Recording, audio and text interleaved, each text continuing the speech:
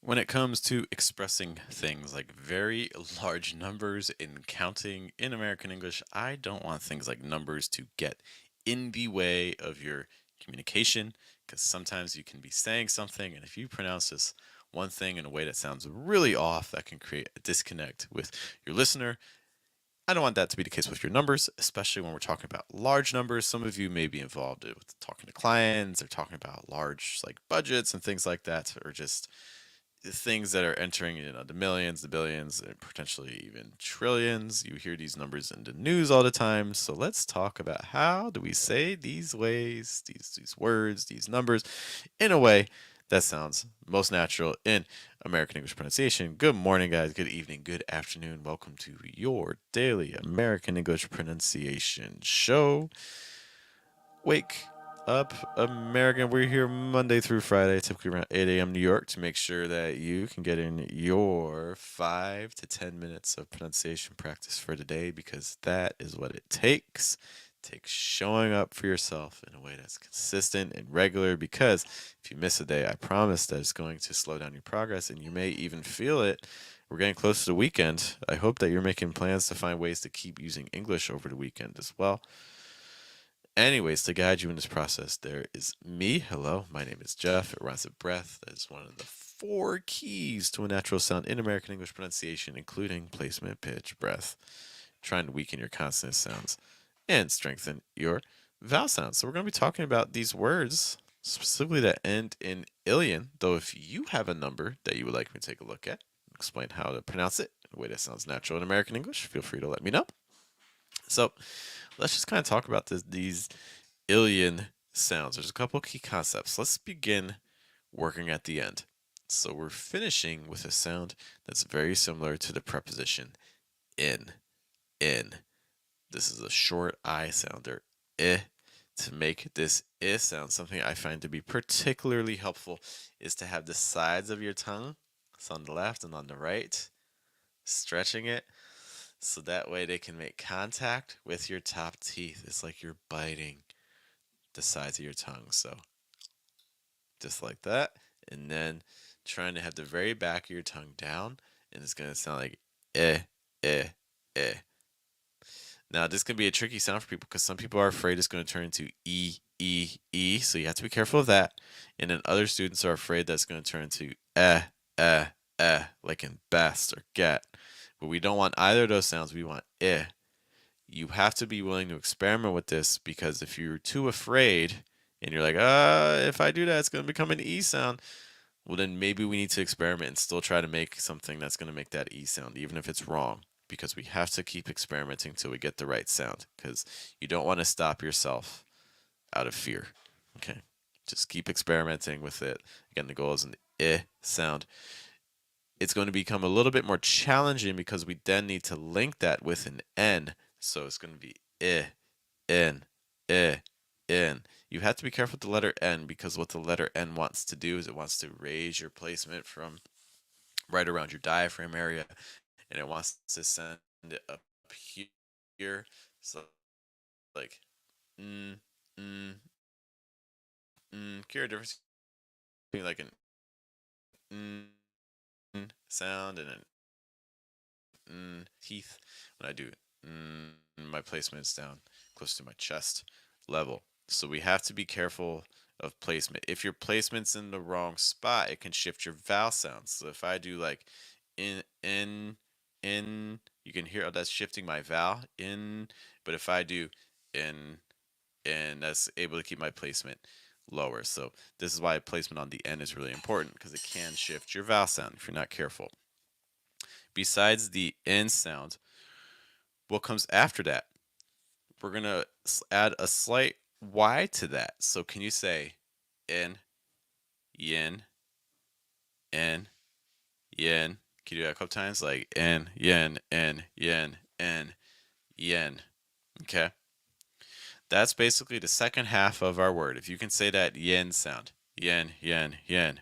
You don't want to sound yin, yin, yin. And it's not Ian, Ian, Ian.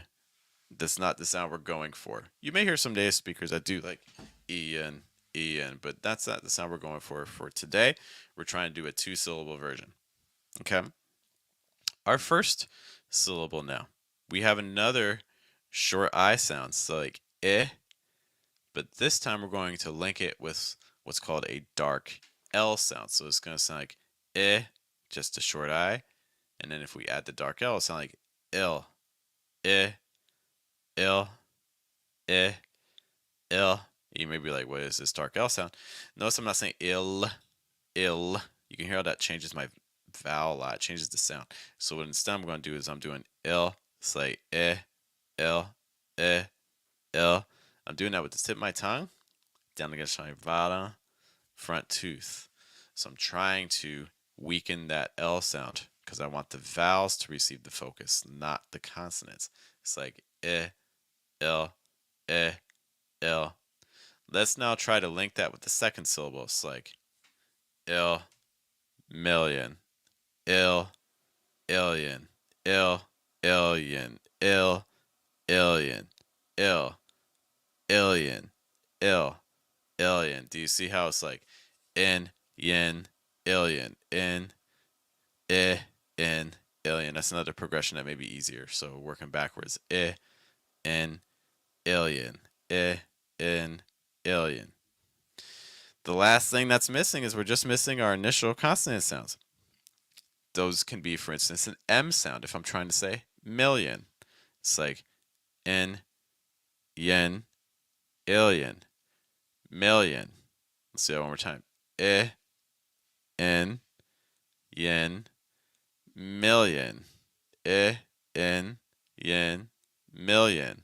In, yen, million. Okay. For that mill sound again, it's like ill, mill. Make sure that that M is not impacting your vowel. So it's not meal. It's not million. It's million. Hear a difference? Meal. My placement's up around my teeth in front jaw. Meal. But we don't want meal. We want mill. Mill. Million. What's up to Hen? Great to see you. Thanks for stopping by. Appreciate your support. Hope to see you in future streams as well. If you have a number question, be sure to let me know. So that's million. How about for billion? We have to be careful with billion too because that B sound also wants to pop things open and that can affect our placement as well. So it's not beal, we want bill. Can you say ill, bill, ill, bill, ill, bill?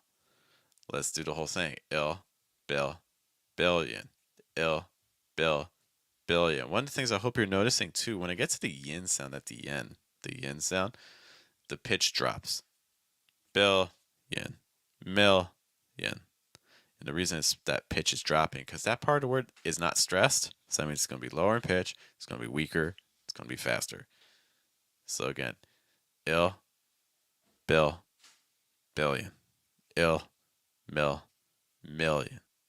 Our last word, trillion. It's like ill, trill. When you see that TR combination, what happens is it makes like a CH sound with a little R after it. It's like tr. So it's not tr, tr. We don't want to roll the tongue. We don't want our placement up here by our lips. We want our placement down. Trill, trill, ill, trill, ill, trill, ill, trill. So it's not trill. It's more trill, ill, trill, trillion. Make sure you're going lower in pitch. Jerry's here. What's up, Jerry? Thanks for stopping by. Trillions of great ideas. Appreciate you tying in the number. It's fun working with actors because some of my clients are actors, so it becomes a lot more about understanding if you're becoming a character, things like understanding like the motivations and like the emotions that they're trying to convey. So then tying in all those tools, like okay, how can I use my placement, in my pitch, in my breath, in my speed, and pauses to convey the emotion that my character needs to convey. It becomes, we want to be doing this in our normal speech as well, but from an actor's perspective, it becomes, certainly highlighted a lot. Appreciate you being here. So we talked about illion, million, illion, billion, illion, trillion. Make sure again those second syllables lower in pitch. The last thing I want to say, there's a couple made up numbers you'll hear people say, like a zillion. A zillion is not really a number, okay, but you may hear people say that. It's like zillion, Zill, so putting a Z at the beginning. Zill. Make sure it's not Z, it's zill. Zillion.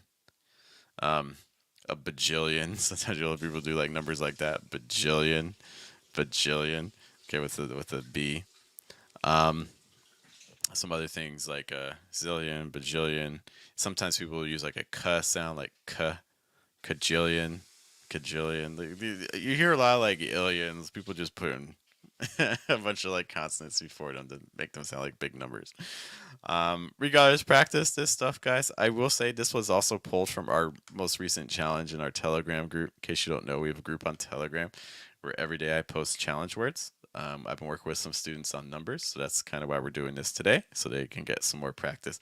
If you would like to get some feedback from me as well, where we get to listen to you every day and give you some feedback, and then you can study it through audio files, that's what our Telegram group is for. And we can do that every single day with me. More information on that is at fluentamerican.com/telegram. Thank you all for being with me today. Look, there's a million pronunciation resources out there, so the fact you spent some time with us is greatly, greatly appreciated. Once more, my name is Jeff. It rhymes with breath. It's one of the 4 keys to a natural sound in American English, including placement, pitch, breath. Trying to weaken your consonant sounds, strengthen your vowels. Practice your numbers. Keep me posted, and I will see you all tomorrow.